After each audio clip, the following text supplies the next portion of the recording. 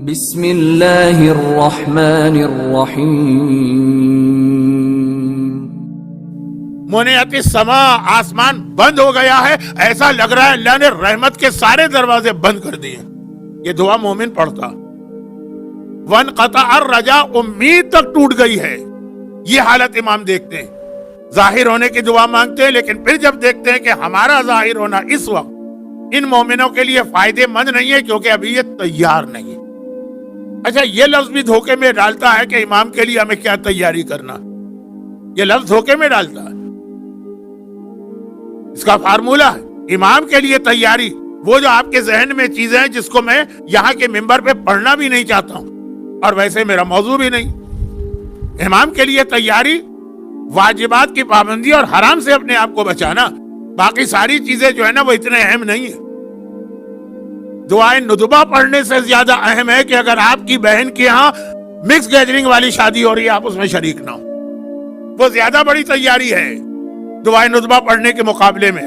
نعوذ باللہ دعائیں ندبہ کی توہین نہ ہو جائے، میں نہیں کہہ رہا ہوں کہ غلط ہے، کہہ رہا ہوں اس کے مقابلے میں۔ تو خیر، جب امام دیکھتے ہیں کہ ابھی یہ تیار ہی نہیں، ابھی آپ نے 8ویں امام کی شہادت کی مجلس میں شرکت کی، اور میرے اس اشرے کی بھی آخری مجلسوں میں دوسری روایت آئے گی 8ویں امام کی شہادت کی، تو میں اکثر وہ روایت پڑھتا ہوں کہ امام کے گھر کی وہ کنیز جو صرف اس لیے امام سے کے گھر سے نکلنا چاہتی ہے کہ امام کے گھر میں نماز کی پابندی کرنا ہوتی ہے۔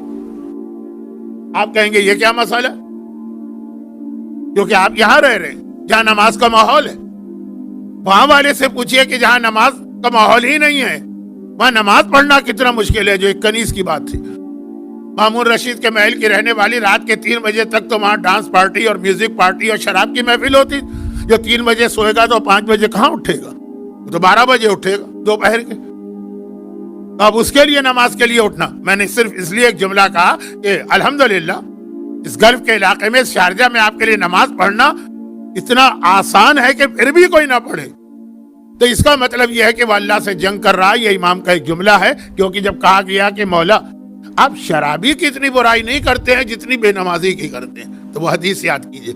میں مشہور حدیثیں پڑھنا بھی نہیں چاہتا ہوں، اور بعض اوقات مجھے لگتا ہے کہ یہ جس کو میں مشہور سمجھ رہا ہوں وہ آدھے مجمع کے لیے مشہور نہیں ہے، تو اس وقت میں اس کو روک رہا ہوں۔ امام نے یہی کہا کہ شراب پینے والا شراب پیتا ہے تو ایک لطف و مزہ لیتا ہے، تو گناہ اس کا گناہ ہے، لیکن گناہ جو ہے نا اس کا ایک سبب ہے۔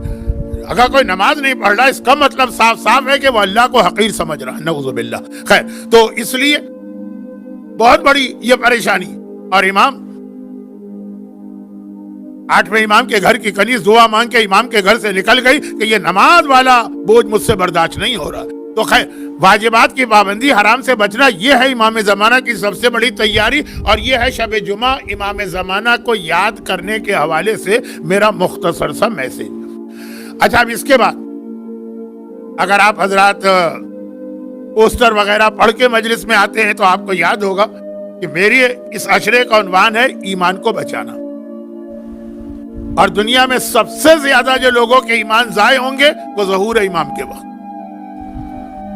2 موقعوں پہ ایمان ضائع ہوتا ہے سب سے زیادہ، لیکن ایک موقع پہ ضائع ہوتا ہے ایک کا ایمان الگ الگ، اور وہ ہے وقت موت۔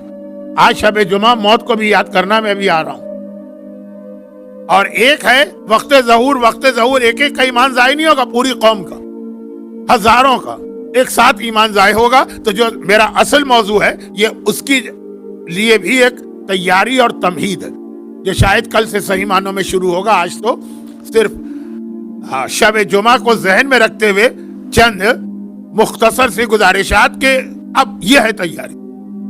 واجبات کی پابندی، حرام سے بچاؤ، اور اپنے ایمان کو بچانے کی فکر کرو۔ باقی ساری چیزیں اس کے بعد آتی ہیں، جو پھر جملہ دوہرا دو کہ وہ جو باقی تیاریاں ہم کرتے ہیں، آج کل تو بہت لوگوں میں جوش ہے، نعرے بھی کچھ ایسے آ گئے، امام کو لبیک بھی کہا جاتا ہے، لیکن وہ سب کا فائدہ کیا کہ اگر لبیک پہ امام آ گئے تو ہم امام ہی کی تلوار سے مارے جائیں، بس ختم بات۔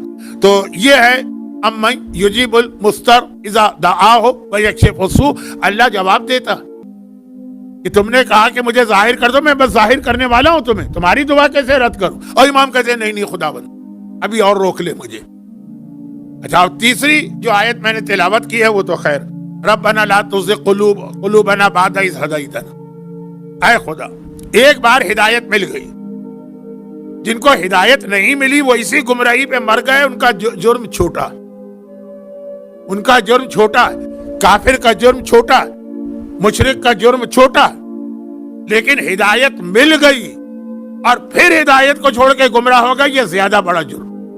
ربنا لا، یہ ہے میرا موضوع اصل، ربنا لا تزغ قلوبنا بعد اذ ہدیتنا وہب لنا من لدنک الرحمہ انک انت الوہاب، اے خدا لا تزغ قلوبنا، ہمارے دلوں کو پھیر نہ دے ہدایت ملنے کے بعد دوبارہ گمراہی کی طرف۔ اور